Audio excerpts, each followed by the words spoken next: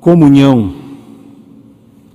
Esta palavra está presente em toda a narrativa bíblica.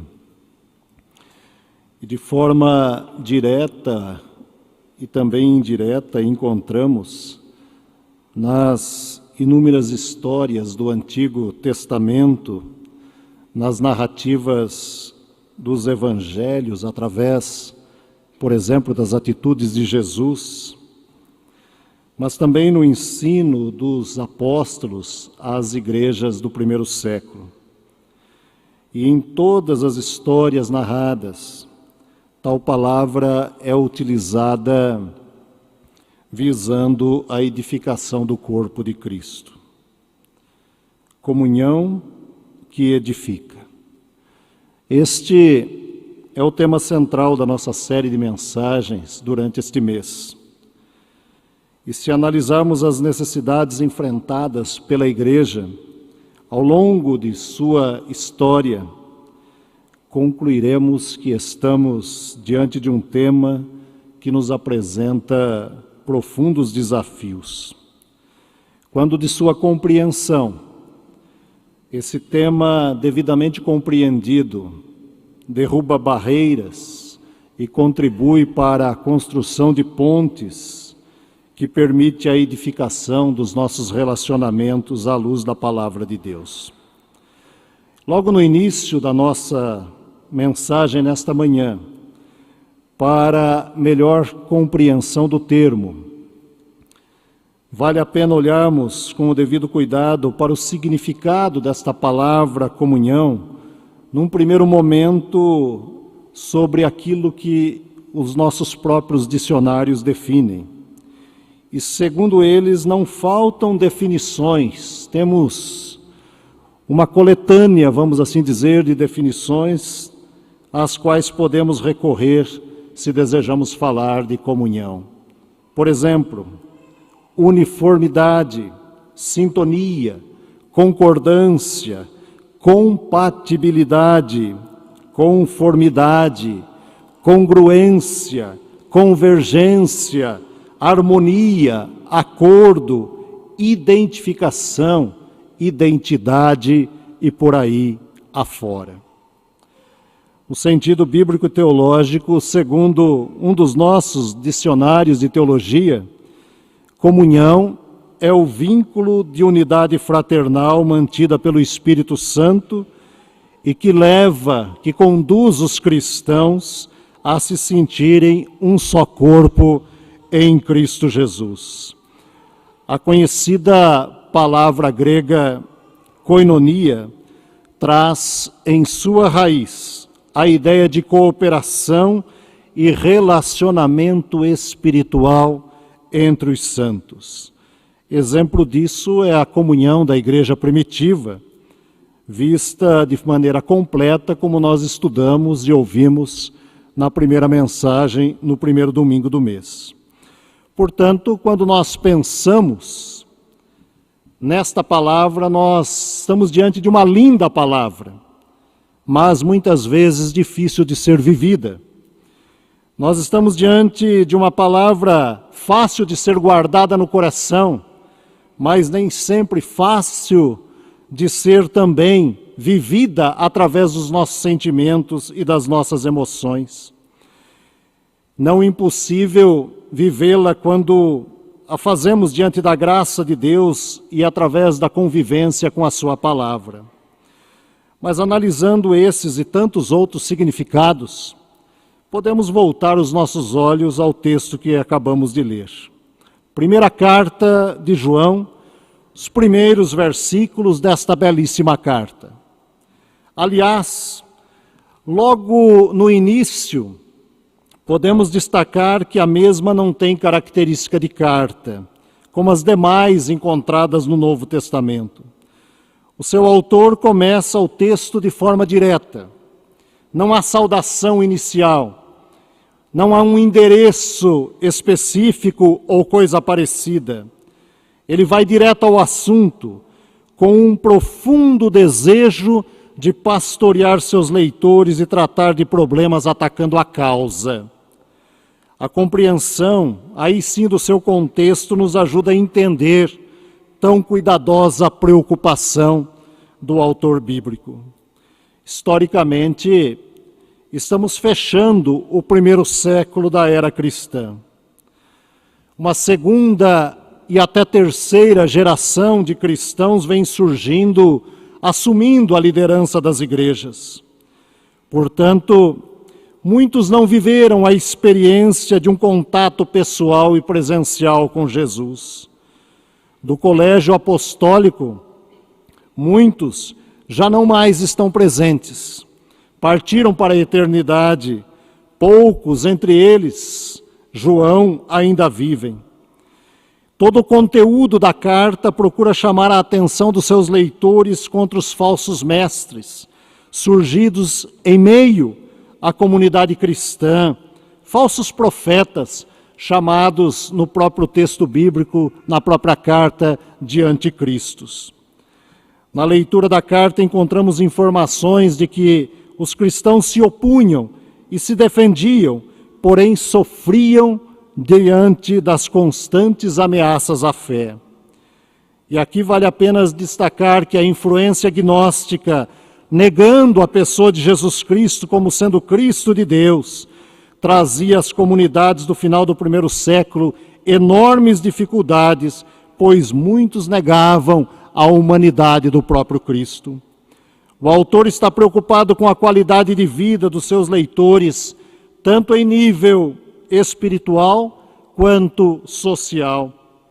Há diversas lições presentes na carta, porém, à luz do texto lido e do corte que fizemos no texto apenas até o 7º versículo, queremos destacar algumas lições preciosas que esses versículos nos ensinam a respeito da comunhão a partir do ensino da carta de João.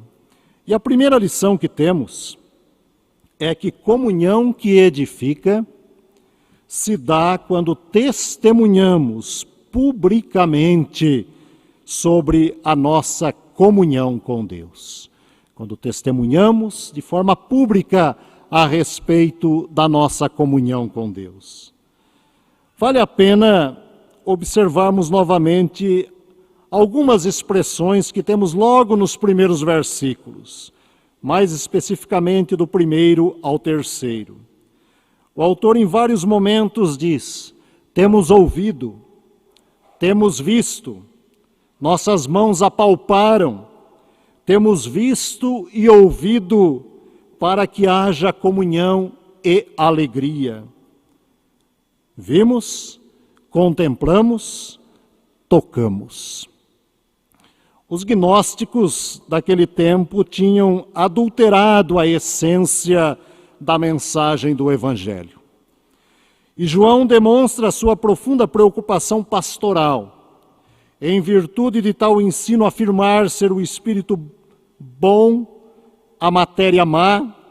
Como ter comunhão se Deus não se deixa se aproximar, segundo ensinavam?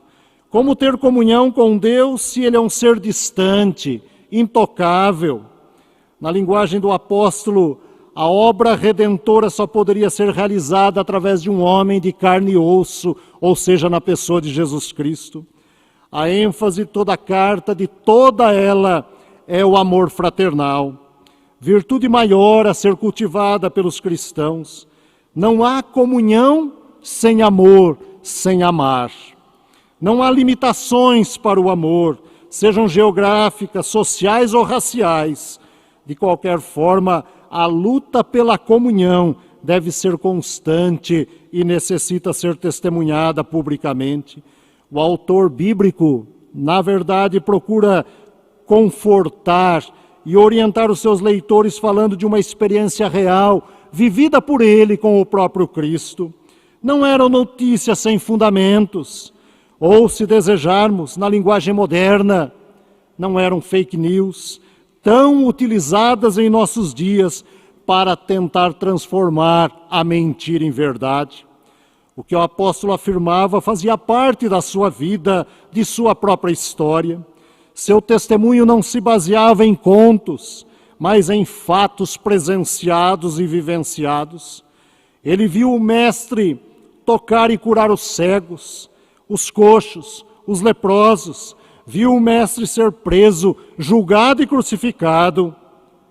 Viu o túmulo vazio, por isso a sua autoridade em testemunhar. O ver, o tocar, o ouvir, o sentir, o abraçar, todos os sentidos estavam presentes em sua convivência com o Mestre. Com isto, o autor bíblico estava dizendo o seguinte aos seus leitores: o que passo a ensinar a vocês não é uma simples criação, não é fruto da minha imaginação, mas fruto do meu discipulado com o Mestre, do seguimento, do andar ao lado dele até a morte e morte de cruz. É resultado de alguém que nos ensinou a viver em comunhão, lavando os pés e não as mãos. É resultado de quem ficou aos pés da cruz e viu o Senhor ressuscitado, ressuscitado esse que ordenou e nos enviou para que continuássemos a sua obra. Para ele, Jesus não era um ser distante como era ensinado, intocável, pelo contrário, tinha consciência de que pregava e servia somente ao Cristo da cruz, ao Cristo ressuscitado. Nessa fé estava o fundamento de sua comunhão, comunhão que edificava a igreja, bem como de sua alegria com o Pai e com o Filho, como afirmam enfaticamente os versículos 3º e 4º do texto lido. João ensinava aos seus leitores que a comunhão que edifica se baseia primeiramente em professar publicamente os feitos de Deus, inspirados sempre na obra redentora de Cristo Jesus. É um convite mesmo à pública profissão de fé. Um segundo ensinamento que temos nesse texto, além do testemunho público, que gera também essa comunhão com Deus, está na ideia de que a comunhão que edifica, ela acontece quando andamos na luz. Quando, como igreja, andamos na luz. A mensagem da luz, pela qual Jesus, o próprio Cristo, se designa, no 4º evangelho, como portador da verdade, aplica-se aqui no texto ao próprio Deus, dizendo que Deus é a fonte de toda a revelação e, por isso mesmo, de toda a santidade cristã.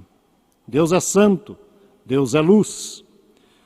E entre os versículos 5º e 7º, o autor passa a descrever a comunhão com Deus como sendo o ato de andar na luz.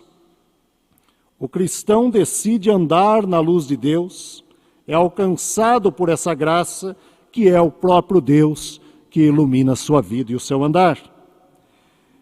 E também lembra aqui, mais uma vez, que a mensagem anunciada é a mesma que ele ouviu, ou seja, o autor bíblico ouviu, e ele ouviu do próprio Cristo dizendo: eu sou a luz do mundo, quem me segue não andará em trevas, pelo contrário, terá a luz da vida. Deus é a própria luz.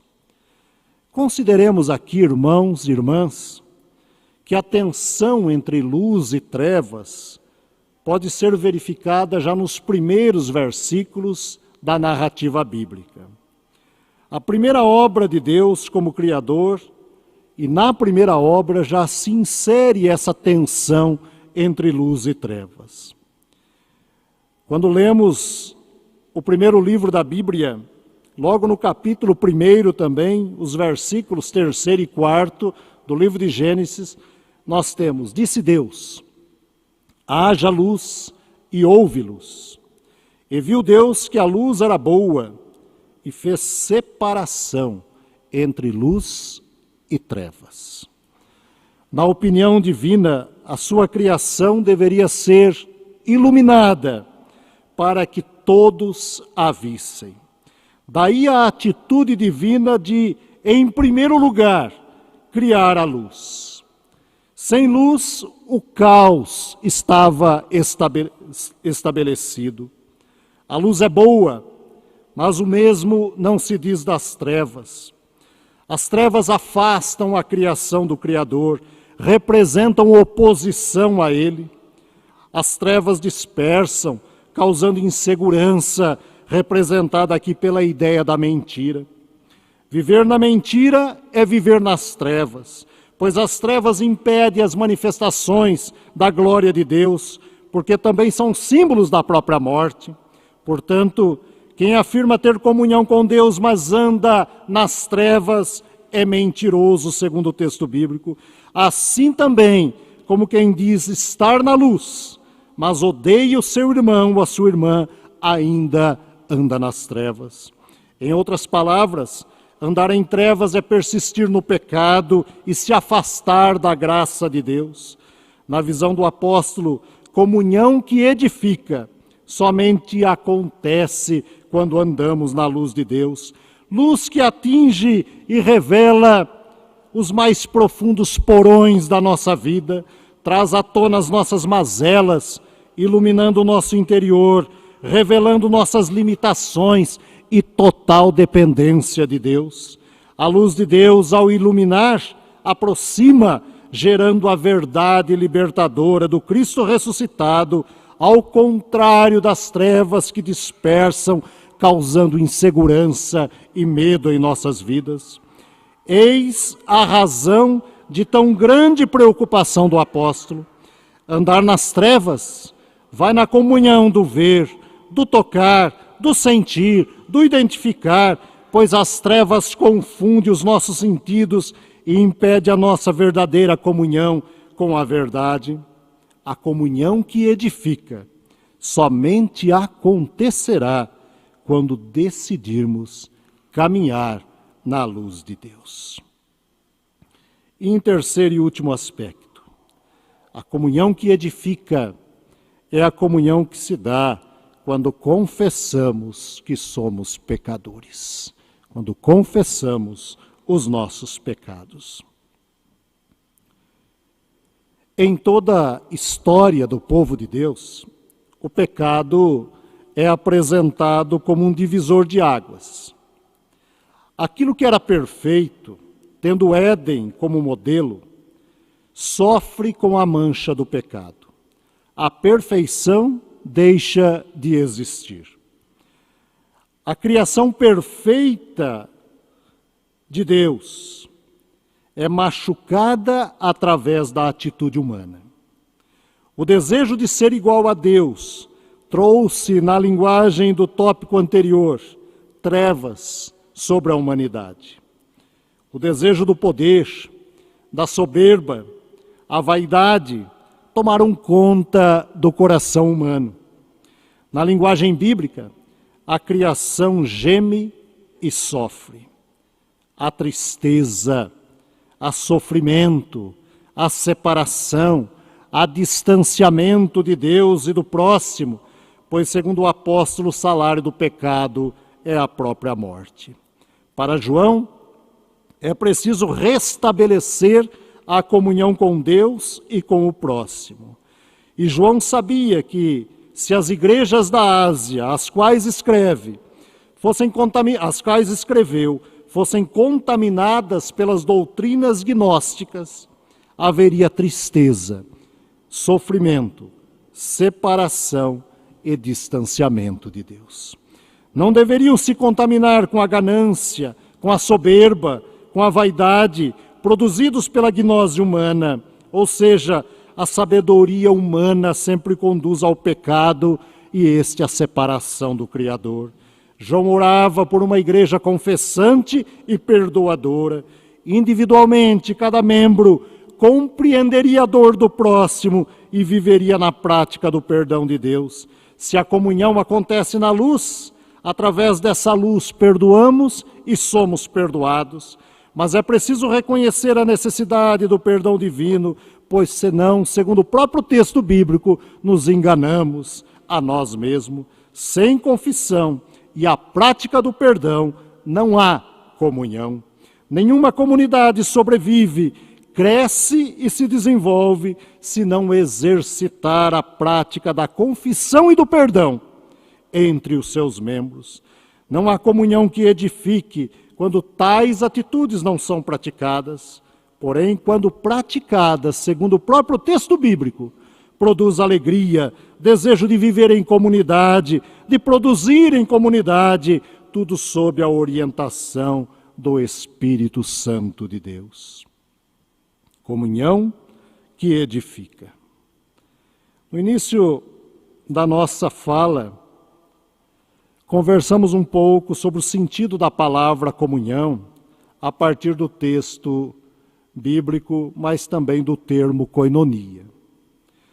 E se formos um pouco mais fundo, quando olhamos para essa palavra koinonia, nós temos a ideia não só de comunhão como conhecemos, mas de companheirismo, de relacionamentos saudáveis, de comunidade, de participação conjunta nas decisões para o bem da igreja, mas também de solidariedade. Na linguagem bíblica, como dissemos, tem a ver com o cultivo diário dos nossos relacionamentos. E essa comunhão se concretiza através do serviço religioso, como, por exemplo, a liturgia da qual participamos nesta manhã, mas também do trabalho como diáconos e diaconisas que todos somos do reino de Deus. Essa comunhão dos cristãos é sempre a comunhão que ilumina a vida do próximo.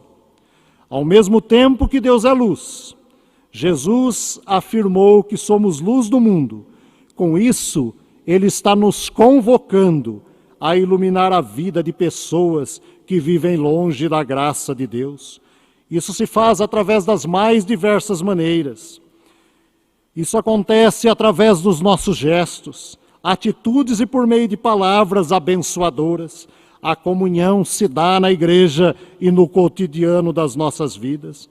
A comunhão se dá no acolhimento que damos aos nossos visitantes, com palavras de gratidão, paz e esperança. Se dá no abraço, aquele abraço fraterno, demonstrando a alegria de rever irmãos e irmãs queridos que chegam à casa do Senhor para juntos o adorarmos. Se dá naquele abraço que acolhe o enfermo no leito da enfermidade ou o enlutado, que traz em seus olhos as lágrimas da dor devido à separação.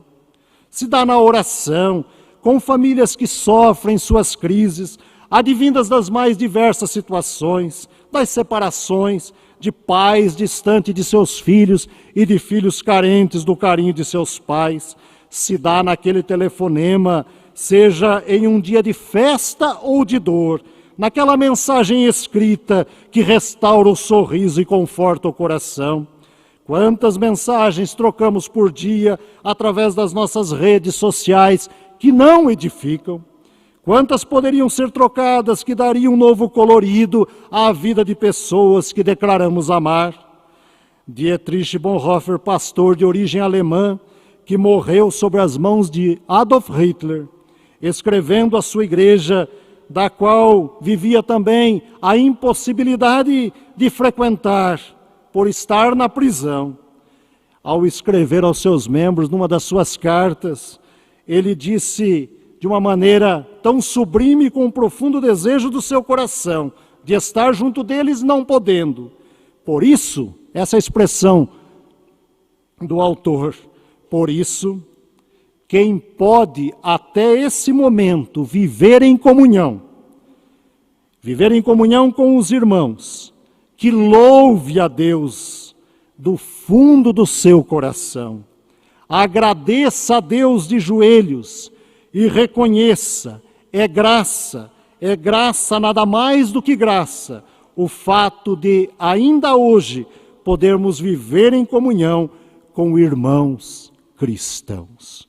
O desejo de estar em comunidade por parte de Dietrich Bonhoeffer está exatamente no desejo de estar com a sua comunidade, com a sua igreja, com o seu povo. Por isso é graça de Deus. Ainda na opinião do autor citado, O cristão precisa do outro por amor a Cristo.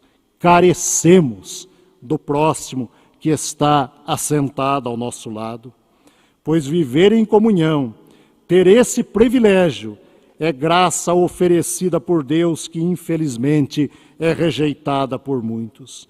Só conseguimos chegar ao outro, ao nosso próximo, por intermédio de Jesus Cristo, pois fomos criados para que vivamos em comunidade. Nossa comunhão está baseada naquilo que Cristo fez por nós.